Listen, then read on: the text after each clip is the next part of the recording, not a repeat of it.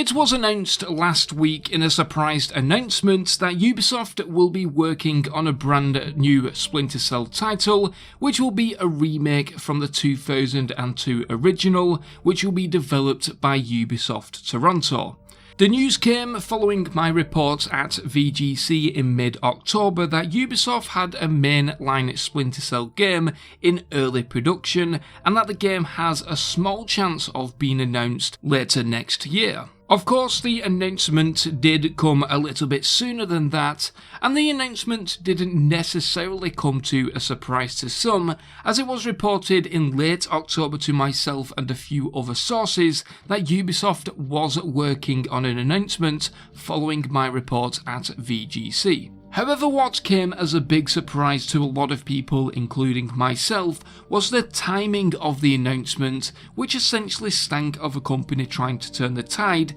against the wave of the bad press that was being received due to Ubisoft Quartz. Now, of course, Ubisoft Quartz was announced a couple of weeks ago now, which is Ubisoft's ploy to enter the NFT market, and was announced just 1 week prior to the Splinter Cell announcement. The NFT announcement of course received a huge amount of backlash, in which its reveal trailer received a 95% of its ratings as being dislikes. But as well as facing pressure from both consumers and the media, Ubisoft was also facing pressure from its own employees with the company's plans for NFTs. The backlash and pressure from both external forces such as the media and consumers, in addition to the internal pressure from employees, even resulted in Ubisoft CEO Yves Guillemot announcing a somewhat of a surprise QA meeting with all of the company's employees, stating that NFTs, the metaverse and Web 3.0 are just the beginning for the company, but I'll be getting into gaming NFTs in a future video.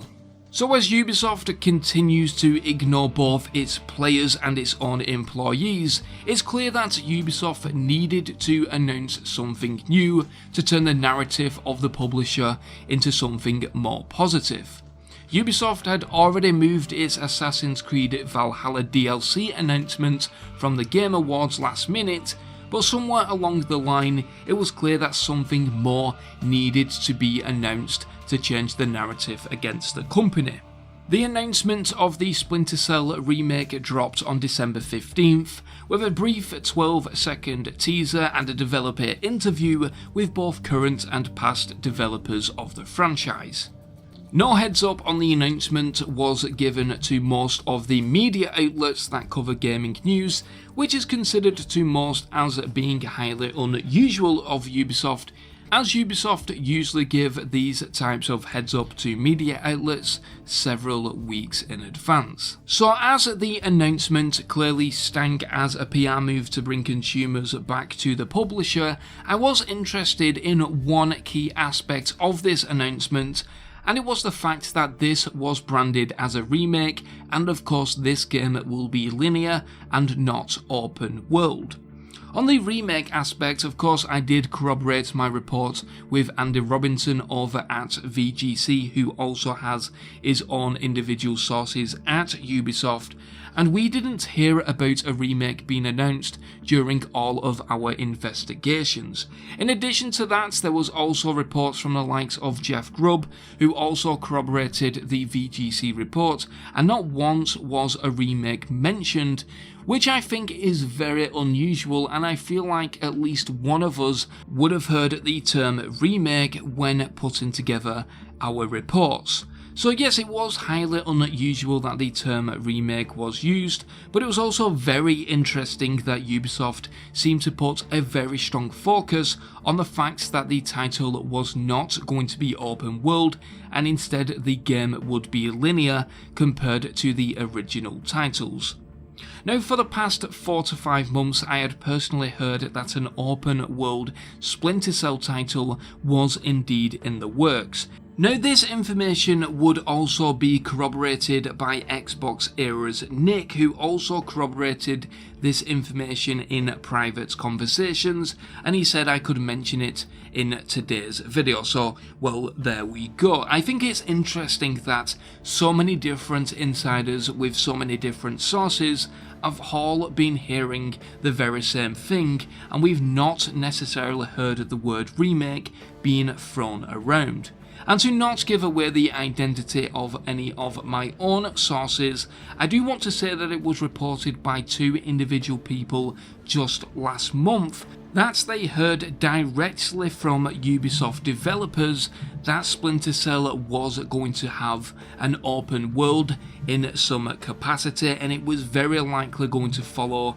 from the Halo Infinite open world that we have now all seen these past couple of months. And even in my original VGC report, all of that information that was provided to me in late August to early September, which included information on a potential open world, was included alongside the Skull and Bones info dump in which Ubisoft would DMCA me for. So it's clear that this game is in very early production, with some developers noting over on LinkedIn that the Splinter Cell remake has been in development for just 3 months.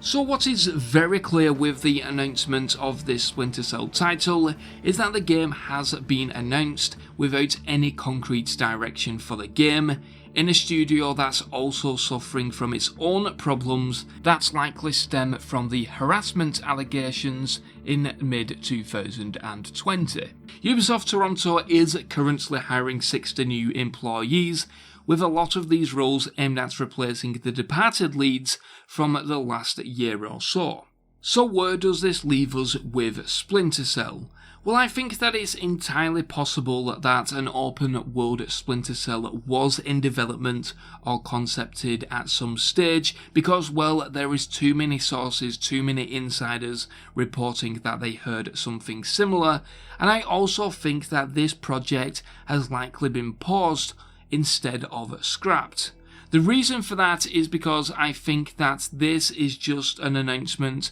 to essentially give Ubisoft Toronto something to do whilst they get all of those departed leads filled in again and give the studio the structure that it's once had. Of course, the announcement was made to put a lot of faith back into Ubisoft, but I think that this is going to be an announcement that is going to morph into a game that is going to be there solely to introduce a brand new generation of players to Sam Fisher and the Splinter Cell universe. Of course, I would love a standard Splinter Cell linear title, and I do think that this is likely the direction in which this title will be going, but it seems more like a stepping stone to future plans. Splinter Cell Blacklist, for example, only sold an estimated 2.2 million copies, in which missed Ubisoft sales targets, so why would they return to a similar formula with a brand new Splinter Cell title? Although that I do consider myself to be a pretty hardcore gamer, I also understand that publishers need to make money. And doing this entire report and video, I've had to ask myself time and time again, what is the goal behind this Splinter Cell remake and how are they going to make profits from it? Is it truly going to be for the fans? Is it a stepping stone for future bolder plans? Or will Ubisoft simply just plaster the title with NFTs in an attempt to make profit? Unfortunately, only time will tell with this title, and I am excited for a brand new Splinter Cell game, but I can't help but feel like something more sinister is going on with this announcement and the development of this brand new game. Of course, I'd like to hear your thoughts down in the comment section below, what you think of the announcement of a Splinter Cell remake, and of course please be sure to follow me over on Twitter, as typically I do post a lot of leaks and insider knowledge and stuff like that over on there, and typically they don't make it into a video. But anyway guys, without further ado, I'm going to leave it as that. I've been Tom Henderson, thank you very much for watching, and I'll see you in the next Video.